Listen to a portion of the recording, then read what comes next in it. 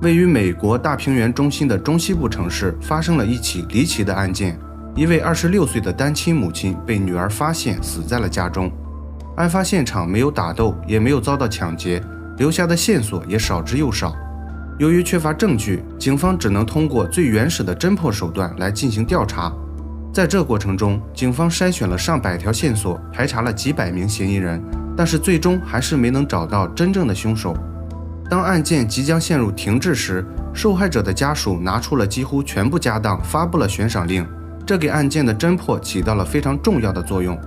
重赏之下必有勇夫，警方最终获得了一个意想不到的嫌疑人。那么究竟发生了什么？接下来让我们走进这起案件。大家好，我是大熊。今天分享的案例发生在美国内布拉斯加州黑斯廷斯市。案件主人公贝蒂出生在1956年4月6日，案发时26岁。贝蒂出生在一个有爱的大家庭里，她的父母一共有5个孩子，她排行第2，是家里唯一的女孩。性格温顺的贝蒂从小就是母亲的好帮手，她从很早就担起了照顾弟弟们的重任。在父母的眼里，她是一个听话懂事的女儿。成年后的贝蒂遇上了自己的心上人，她也顺利的结婚生子。她与丈夫前后有了2个可爱的孩子，但是由于各种原因，她与丈夫并没有走到最后。结婚没几年，他们就选择了离婚。从此，照顾2个孩子的重任全都压在了贝蒂一个人身上。作为一名单亲的母亲，贝蒂表现得非常出色。她尽了最大的努力，确保她的孩子们可以拥有一个完整的童年。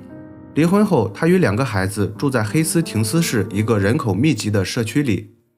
时间到了1982年12月5日，这是一个平常的周日清晨。贝蒂4岁的女儿珍妮起床后，准备开启她愉快的周末时光。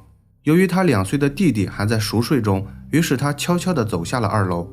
当她下楼后，她并没有发现母亲的身影，于是她开始挨个房间寻找她的母亲。当她走到浴室后，她被眼前的一幕吓到了，母亲倒在了浴室门口。尽管当时她才4岁，但是她很快就明白了这一切，于是她赶忙跑到了外面寻求帮助。她的邻居在到达后拨打了报警电话。几分钟后，警方赶到了现场。当时贝蒂穿着一件睡衣倒在了浴室里。从案发现场初步判断，贝蒂死亡已经有一段时间了。当贝蒂的尸体被送往医院进行检查时，警方对案发现场进行了仔细的勘查。案发现场没有任何打斗的迹象，门窗也都是完好的，没有被破坏。公寓里也没有被盗的迹象，甚至贝蒂的钱包就在桌子上，也没有被拿走。接着，警方在客厅的桌子上发现了几瓶喝完的啤酒罐，在烟灰缸里，他们还发现了一些不同品牌的烟蒂。除此之外，他们就没有了任何线索。根据当时报警的邻居称，他是通过后院的推拉门进入的房间。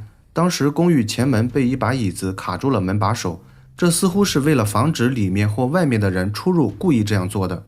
依据这些线索，警方得出了结论，这起案件的作案动机不是抢劫。由于当时的技术手段比较落后，他们并没有在啤酒罐和烟蒂上找到任何有用的证据。但是即便是这样，警方依然相信烟蒂和啤酒罐应该是凶手和贝蒂留下来的。因此警方推测，案发时至少有1人来过这个房间，并且这个人一定也是贝蒂认识的人。啤酒罐和烟蒂说明贝蒂在死亡前，他们曾经有过一段愉快的交流。尸检结果说明，贝蒂的死亡时间是在12小时内，死因为窒息。他的脖子上有很深的掐痕，头部也有很明显的淤伤，这说明他在死亡前遭到了殴打。种种迹象说明，贝蒂的死很可能是在聊天过程中发生的，因此警方推断，凶手应该是与贝蒂聊天中发生了争执，然后一气之下掐死了他。于是警方按照这个方向开始立案调查。警方与贝蒂的家人交流时，他们得到了这位年轻母亲生前最后几个小时的重要信息。贝蒂在案发当晚10点25分左右与一位亲戚进行了通话。据这位亲戚描述，当时通话时间大概持续了15分钟。电话里的贝蒂心情似乎很好，并没有感觉他有任何异常。根据这条线索，警方确定了贝蒂遇害的时间大概是在11点以后。于是警方对贝蒂附近的邻居进行了走访，但是这个社区的人口比较密集，他们并没有得到任何有用的线索。最终，贝蒂的家人给警方提供了一个可靠的线索。贝蒂的家人希望警方对她的前夫进行调查。他们说，贝蒂的前夫曾经有过家暴行为，因为家暴她才选择的离婚。即便在离婚后，她的前夫还一直纠缠着她。他们认为很可能是她的前夫以看孩子的名义前往了贝蒂的公寓，然后他们在公寓内发生了争执，争执演变成了冲突，导致了贝蒂的死。贝蒂家人提供的线索非常符合警方预设的嫌疑人特征，于是警方找到了贝蒂的前夫。当警方告诉他贝蒂在公寓内遇害后，他的前夫表现出了非常吃惊的表情。他说他并不知道贝蒂遇害的事情，当晚他一直在家里没有出门。警方对他的话产生了怀疑，因为目前他是最大的嫌疑人。当警方进一步追问时，他始终拿不出可靠的不在场证明。尽管没有人证明他当晚的活动轨迹，但是他始终否认他与贝蒂遇害有任何关联。为了撇清嫌疑，贝蒂的前夫主动要求了测谎，测谎结果也证实他并没有撒谎。由于警方没有任何证据，加上他通过了测试，所以他们没有别的选择，只能重新考虑其他的嫌疑人。在继续调查后，警方又得到了一条新的线索。根据贝蒂的朋友证实，她在离婚后曾经谈过一个男朋友，这个男朋友名叫特里，他是一个离异的5个孩子的父亲。朋友说他们的关系并不稳定，在恋爱期间他们经历了很多次分分合合。得到这条线索后，警方又对特里进行了背景调查。经过调查后发现，特里是一个鲁莽暴躁的人，他无法控制自己的情绪，经常惹是生非。另外他还有非常严重的酗酒习惯。特里就住在贝蒂的社区里，他也非常符合嫌疑人的特征，于是警方找到了他。面对警方的询问，特里表现得非常无辜。他说他与贝蒂确实谈过男女朋友，但是前段时间他搬家到了别的城市，自从搬家后他就很少再见到贝蒂了。当警方询问他在案发当晚他在哪里时，他承认自己当时就在黑斯廷斯市。他说当时他参加了戒酒互助会，在结束后他就去了新女友的家里，当时的时间大概是在晚上9点30分左右。警方让他提供了新女友的联系方式，特里也非常配合地提供了。于是在结束了对话后，警方又找到了他的新女友。特里的新女友表现得非常配合，她刚开始描述的情况与特里说的基本一致，但是警方很明显不相信他的口供。在进一步追问后，特里的新女友终于说出了事实。她说当晚她确实与特里待了一整晚，不过他们见面的时间不是9点30分，而是凌晨1点左右。女友的说法与特里的口供有很大的矛盾，警方相信特里完全有可能在这段时间内完成犯罪，于是警方又传唤了他。但是这次特里并没有按时出现在警局，这对警方来说是一个危险的信号，这表明了特里非常心虚。于是警方决定立即逮捕特里。特里在被戴上手铐的那一刻，他还是坚称自己是无辜的，他多次对警方提出了抗议，但是警方已经认定了他就是凶手。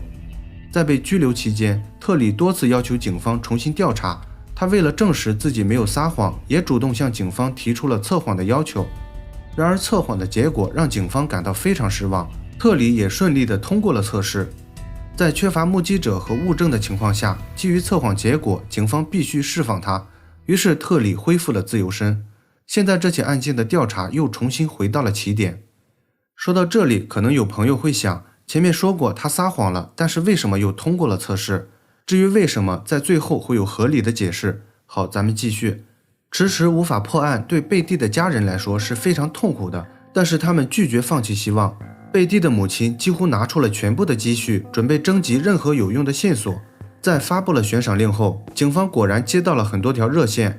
警方把这些线索进行了逐个分析，在不到1个月的时间里，他们先后传唤了200多名嫌疑人，但是在进一步排查后，最终还是无法找到真正的凶手。到这里，这起案件似乎没有了进展。就在警方一筹莫展时，他们接到了一个令人兴奋的举报电话。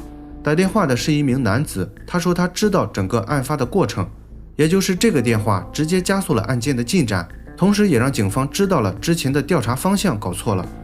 这名举报人不是别人，正是之前嫌疑人特里的哥哥。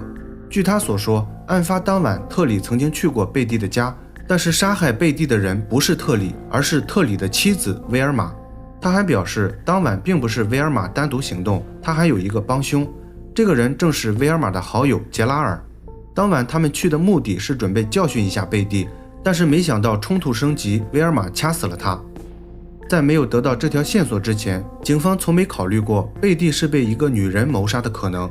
但是举报人描述的所有细节几乎与案发现场的证据完美的吻合，同时这也解释了特里为什么对警方有所隐瞒的原因。到这里，警方已经有了重要的线索，不过他们知道仅凭举报人的证词是不足以逮捕威尔玛的，所以他们想了一个对策。他们首先找到了帮凶杰拉尔，因为他是一个关键性的人物。警方谎称主谋威尔玛坦白了一切，现在要给他一个立功的机会。因为警方有举报人描述的全部经过，所以他们在说完后，杰拉尔一点也没有怀疑，他主动交代了所有的经过。据他所说，威尔玛叫他去的目的是为了敲开贝蒂的大门，因为贝蒂认识威尔玛，他永远不会与威尔玛单独对话，所以他假装去拜访了贝蒂，而当时威尔玛就藏在门外。杰拉尔在进入房间后，就与贝蒂在客厅里喝酒抽烟聊家常。在过了一会儿后，贝蒂起身去了卫生间，也就是在这个间隙，他偷偷跑到了门口，把威尔玛放了进来。威尔玛在进入房间后，立刻在前门放了一把椅子，防止任何人进出公寓。之后他就跑去了卫生间，开始质问贝蒂。杰拉尔在门外听到了激烈的言语冲突，之后他又听到了击打的声音，接着他又听到了威尔玛在卫生间里大喊要杀了他。他看到了威尔玛掐住了贝蒂的脖子。随着冲突的升级，杰拉尔离开了贝蒂的家。杰拉尔坦言，他也是被威尔玛骗了，他没想到他会做出如此严重的事情。因为警方从来没有透露过贝蒂身上有淤伤的事情，所以他们认为杰拉尔的证词可信度非常高。于是警方与杰拉尔达成了协议，杰拉尔同意在审判中作为证人指控威尔玛的罪行。接下来警方追踪到了威尔玛的位置，很快逮捕了他。威尔玛在被拘留时拒绝警方对他的一切指控，他说杰拉尔是个骗子。按照现在警方掌握的证据，他们已经不需要再听他狡辩了。1989年3月17日，威尔玛被起诉到了法院，杰拉尔作为证人也出现在了庭审现场。在法庭上，杰拉尔重新描述了当时的案发经过，同时警方还找来了另一位证人。这位证人证实，威尔玛是一个十分暴力的女性，她对任何一个她认为和她丈夫有外遇的女人都非常有攻击性。她因为嫉妒，至少在本市袭击了3名以上的女性。这场诉讼在经过7个小时的商议后，陪审团最终做出了有罪的判决。